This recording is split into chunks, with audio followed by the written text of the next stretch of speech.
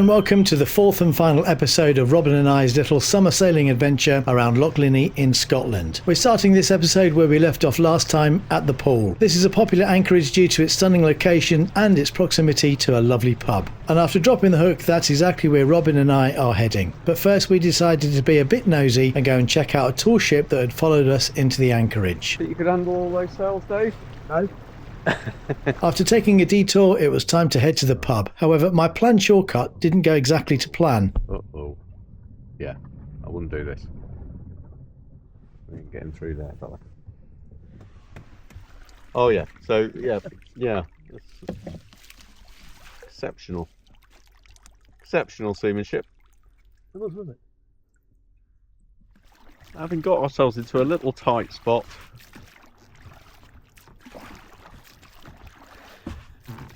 David is rowing us back out again. Okay, so just to let you know, we have got very close to the shore. However, I don't have my wellies with me.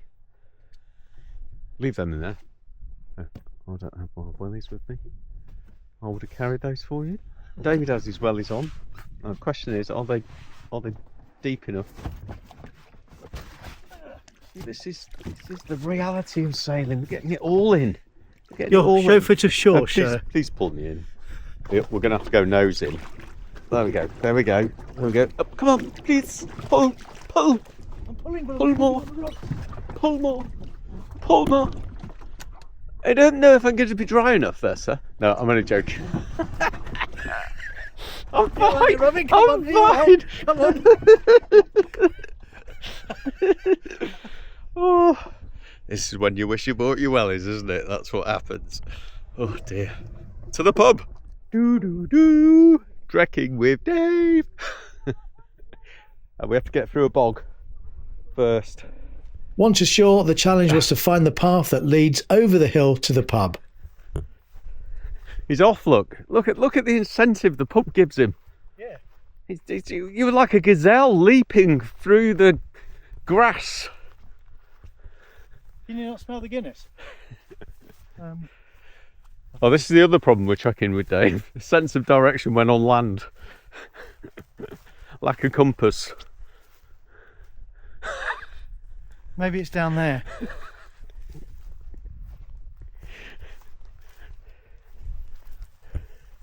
I think it's further along the beach. Okay.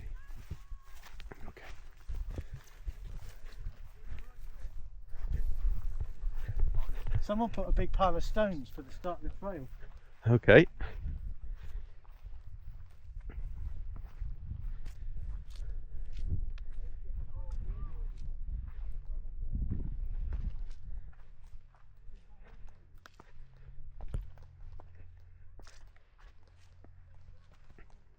They're going to regret following us now because we've got the bleeding dinghy in here. Look, it's quite clear.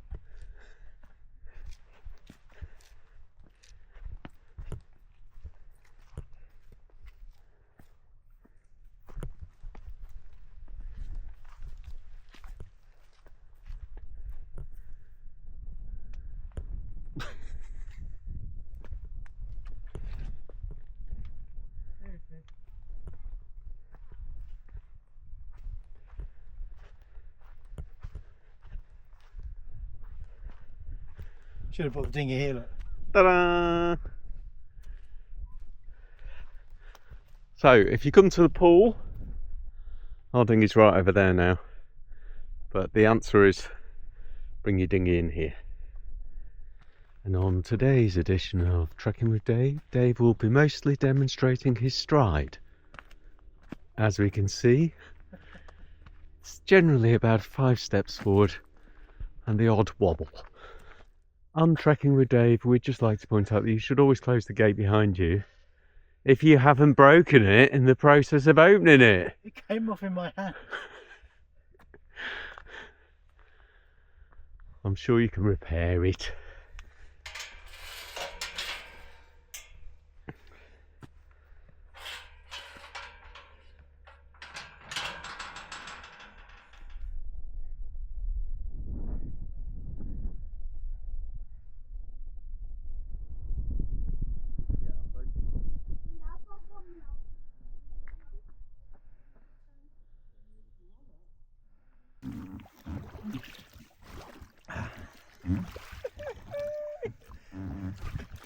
Oh my life.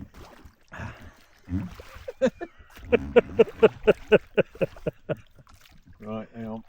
Where the fuck are you taking me? I'm The boat's over there, you know, not over this way. I know. I'm kind of doing it. I'm doing it backwards because of the way you got in the boat. There's a vast weed over here. Let's go over here and we can use the engine. It's been much more appropriate than myself.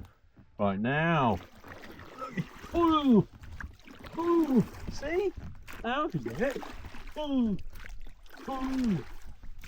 Ooh! Oh, almost. There you go, there's the magnet. Start the engine.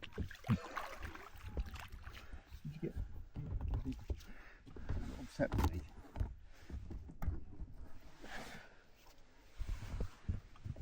So if we blast it off.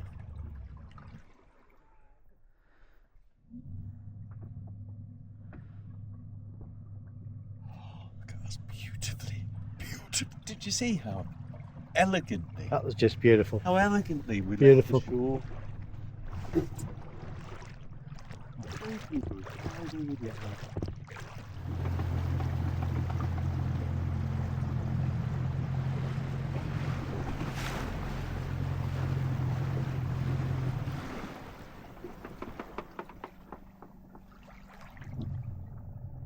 Oh, look, he's done this before. Ooh.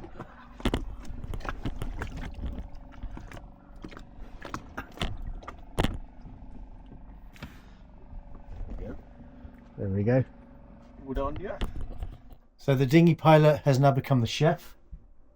What are you cooking tonight? Chicken a la Robin tikka. Chicken tikka a la Robin. Chicken tikka a la Robin. Sounds nice. Smells lovely. Yeah. We have pilau rice and some kind of sticky Thai rice together. Oh, nice mixture. So it's a rice mix, a fusion, no less, of rice. A fusion of rice and a fusion of Oriental flavours. Yes. And Middle Eastern flavours. And I prepared this earlier. You did? So that basically it's been marinating whilst we've been away, and we've been marinating ourselves with Guinness. Yes. So this is technically our last night on the boat, because after we leave here tomorrow morning, we're heading back to Ardfern. We'll probably have another meal out tomorrow night, won't we? Yeah. And then I'll be driving home. And Robin is off to spend some time in a camper van with his brother. Exactly, yeah. My brother's coming over in his Wow. camper van, and I'll be staying in an even smaller space. Yeah.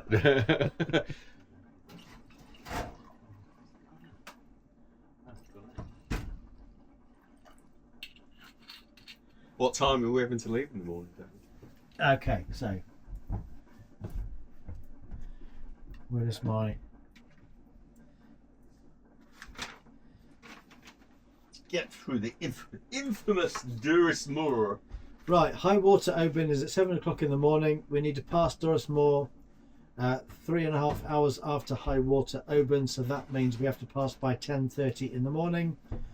It's a 3-hour passage down the Sounder Loon from here, so that means at the latest we need to depart by 7:30, so I suggest we depart at 6:30. Okay. So that means we need to be up for about 6 o'clock, have a cup of tea, get the dinghy on the back and go. Okay. So alarm call 6 o'clock. So classic grumpy old man morning. Yes. Yeah.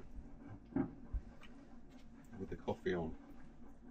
Right, I'm very nearly there now. 1 minute to go. Oh, here we go. Thank you. Look at that. Smells beautiful. There we go, sir. Oh, thank you. Look at that.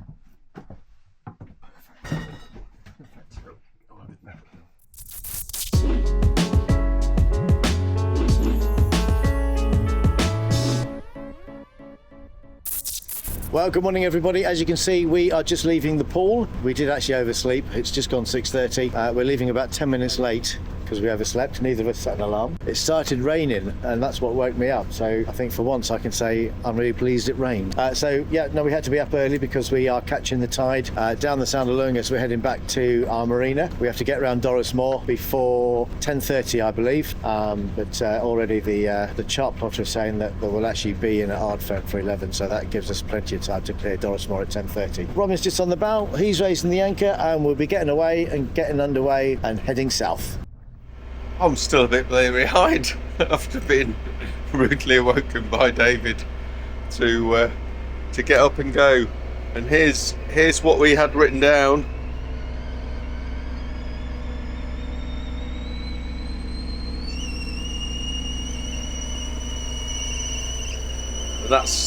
That would have been a good getting up alarm, wouldn't it, to be fair? But it's the sign of coffee, which I really need right now. So we're up and running, which is good. So we're passing Easdale, an anchorage just below the one we were at. I can see Fladder Rock Lighthouse ahead of us. And that's where we're headed next. And we've had a coffee and a cup of tea. Starting to wake up now. And we're starting to wake up, aren't we? So panic over. We have recalculated, and we will be through about half an hour before the end of the period that we can get through. So that should be fine. This could be the last recording, obviously. Just let our families and friends know what we were doing and where we went down. We'd appreciate it. So I think the learning from this morning is, if you have to be up early on your boat, don't drink too much the night before, and make sure when you go to bed at least one of you set an alarm. yeah, well, we didn't have a heavy night last night, did we? It wasn't. We had a glass of wine when we got back, We had but 2 pints of Guinness. that was over at. Well, yeah, but it was all over a very long period of time. I'm going to play on the side of it wasn't too bad. It's certainly not hangover territory, put it that way. So it wasn't that. It was just that neither of us set our alarm when we went to bed. We were both really tired yesterday. And whereas every other day this week, when we haven't had a need to be somewhere, I've set my alarm. What's that about? It was only a little bit of rain in my bladder that woke me up. So otherwise we'd still be laying in bed now thinking, okay, so we're not going to get through Dorus Mor till this evening. I don't know if I want to think about that your bladder saved me. That's all my life.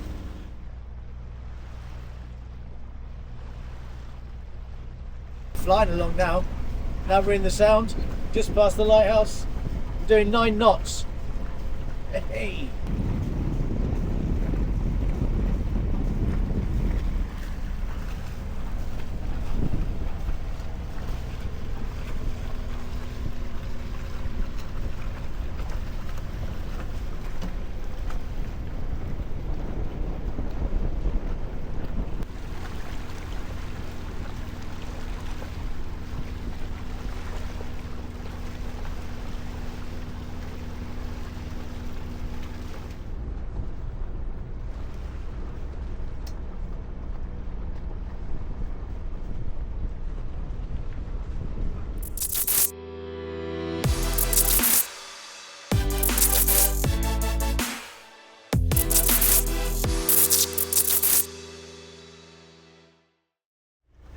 Now David's gone down below, and it wouldn't be me out on the boat with David if I didn't have a few minutes with you by myself, talking about the international man of mystery that is Dave Lee.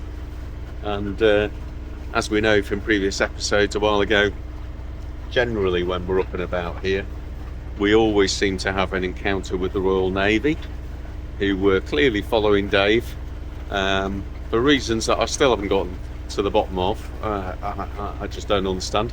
However, this trip I haven't seen a Navy boat at all, but I did notice on the charts this morning that we'd spent quite a lot of time in a submarine practice area. So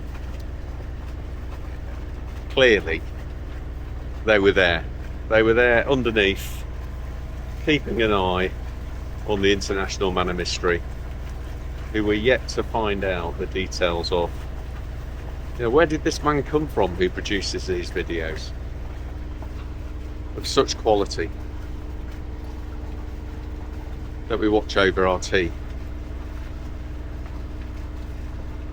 I mean, we're all very fortunate that he does do that, aren't we, for us? But I have a great time sailing with him. He's a great guy, and I really enjoy my time out on the water here in Scotland. So I hope you've been enjoying the videos Dave's been producing up here. He's certainly enjoyed being up in Scotland and making the most of the boat. And I joke about him being single-handed, but I don't do it. He's a brave man, and it's cool that he does it, and he shows us how to do it. So hats off to you, Dave. Well done, fella, and keep producing these fantastic videos.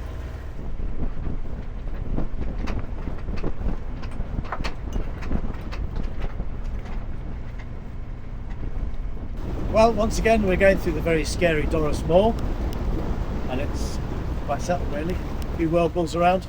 The bigger whirlpools were in the sound, but it's slowed us right. Oh no, we're doing 6 knots actually, so we have to speed it up a little bit.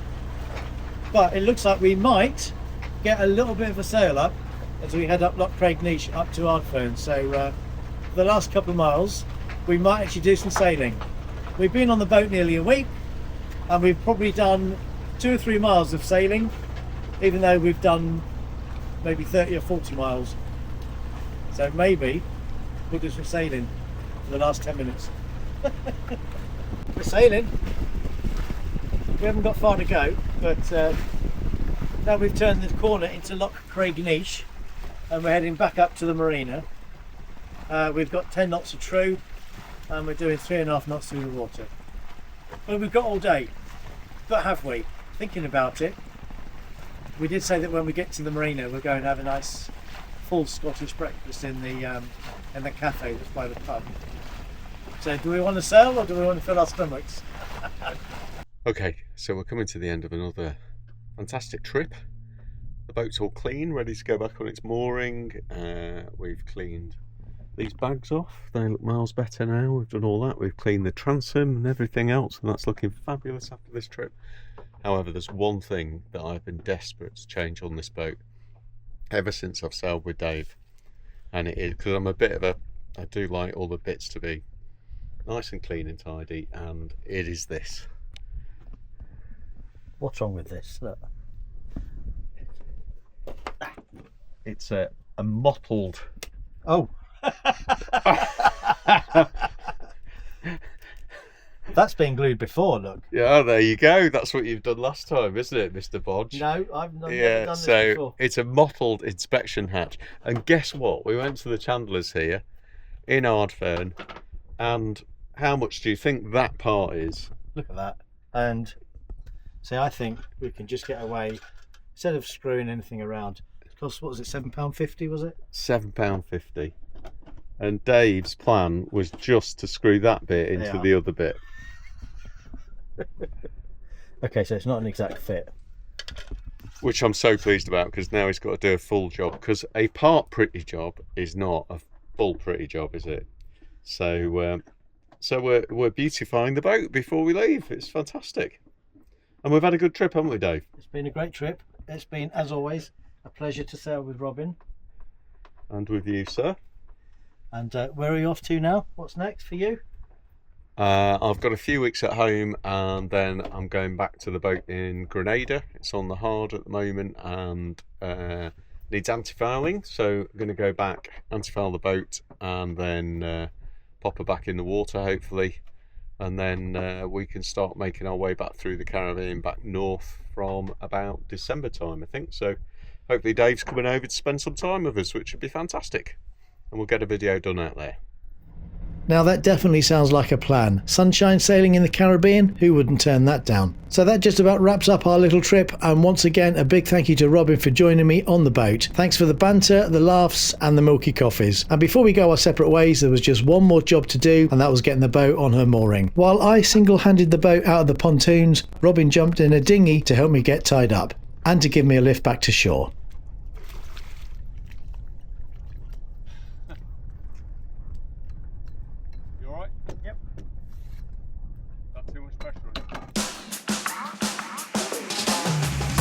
And that just about does it for Dave for today. If you're still here watching at the end, then you must have enjoyed this episode, so please remember to hit the like button and consider subscribing. You'll be doing us a big favour by helping us reach more viewers, as the more likes and subscriptions we get, the more likely YouTube is to recommend us to people who may not have found us yet. And if you've got any comments or questions, please put them in the box below. Finally, if you'd like real-time updates, ad-free episodes and exclusive behind-the-scenes content, then head over to Patreon and join the Sailing Madness Patreon crew. Click the link in the description below for more details. Until next time, thanks for watching. Oh, and if you've not seen them yet, don't forget to check out some of our previous episodes.